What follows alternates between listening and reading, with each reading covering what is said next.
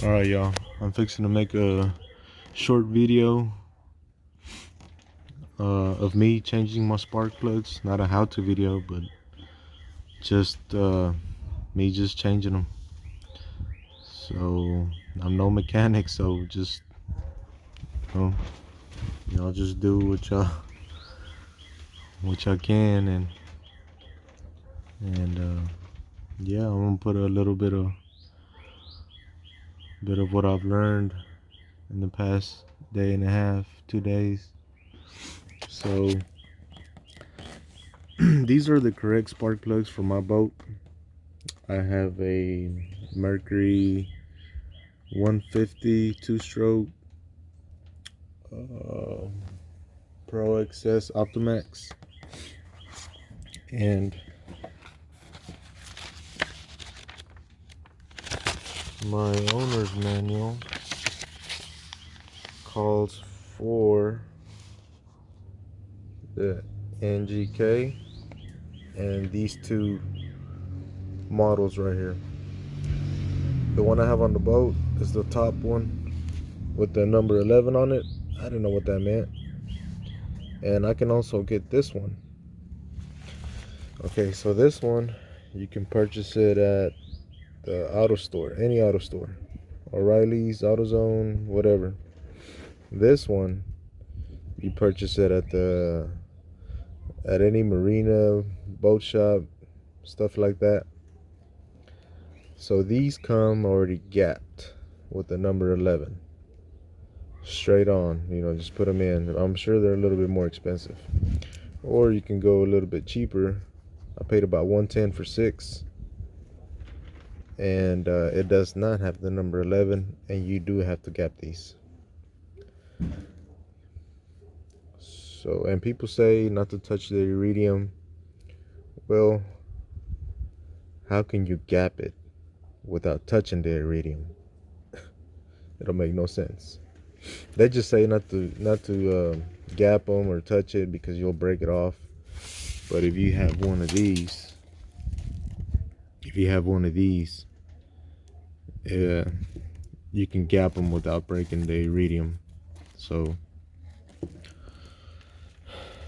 let's give it a go. One other thing is, y'all check this out right here.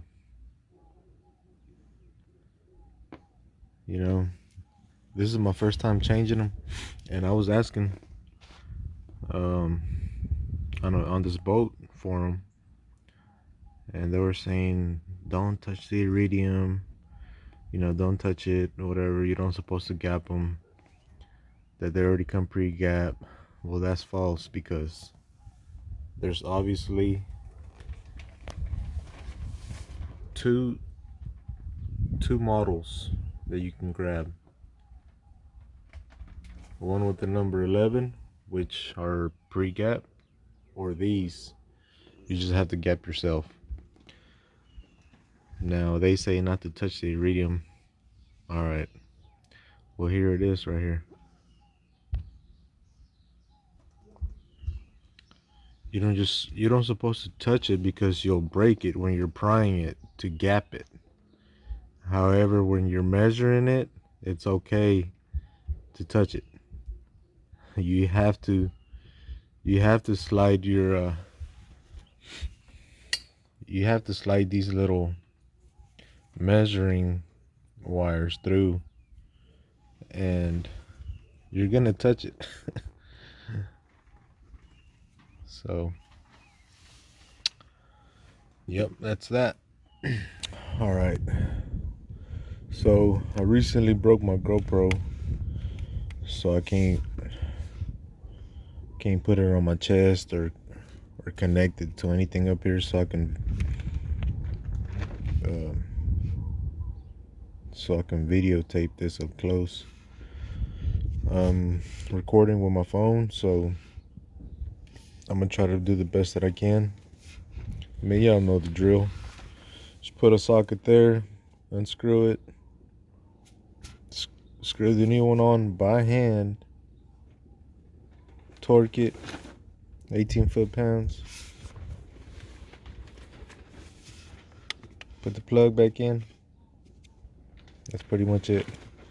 But I'll try to do my best to capture what I can.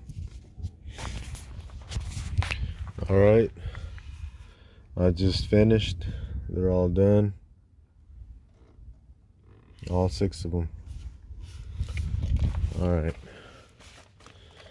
So like I said before, this is not a how-to video. This is just me explaining y'all what I went through. Because this is my first time changing out my spark plugs on a marine engine. And it's my first boat, so it's not like I've had practice with, other boats. Alright, so here goes the recap. So I got on the forum, and a bunch of people kept on arguing back and forth. No, you shouldn't gap them. They come pre-gap, whatever. You got the wrong ones. So I did not get the wrong ones. These are correct. These are from an auto store. I got these from O'Reilly's. They don't have the number 11 on them. The ones with this part number and the number 11 come gapped. You don't have to gap them. However, if you get these from the auto store without the number 11, you have to gap them. Capiche? Also, another argument with the people on the forum. They were saying, don't touch the Iridium, don't touch it, contaminate it, blah blah blah. Well, hold on, let me set this up.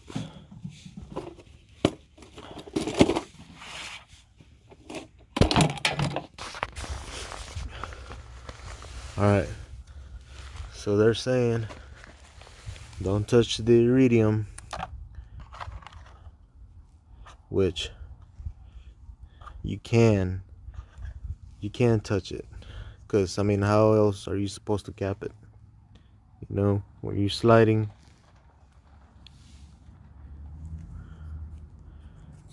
these little metal things in there,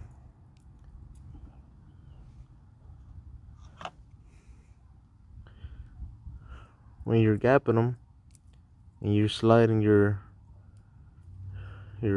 shit, whatever they are, you have to touch it. So these came off the boat, so my specifications for mine are 0.042. So you got 0.040, 0.044, so it's right in between where I want to be at.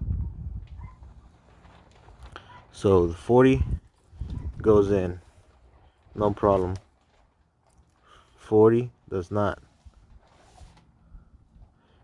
44 does not. 40 does. So that leaves me right in between. And you have to get this type for the Iridium plugs. And the way you make the gap bigger is by using this little piece right here. You just pry it back without touching the Iridium. See that? You can pry it back.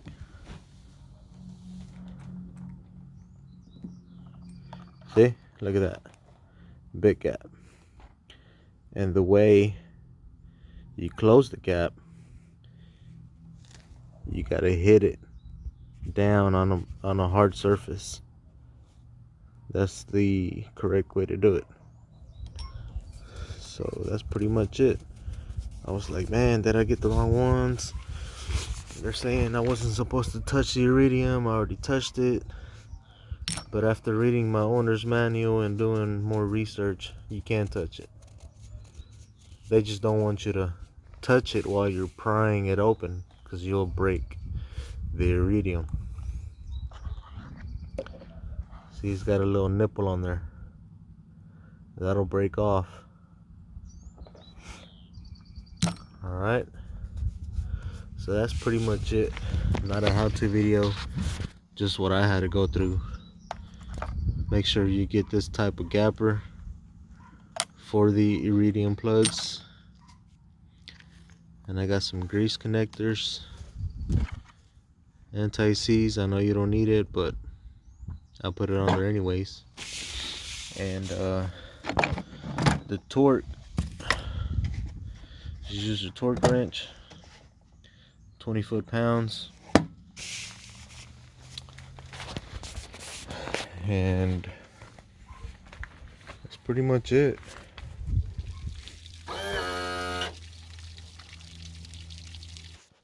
Alright, y'all, I hope y'all already know how to change your spark plugs. I couldn't show y'all that part because I was recording with my cell phone and it was very difficult to get an angle with it, and also had to use my two hands to get the spark plugs out.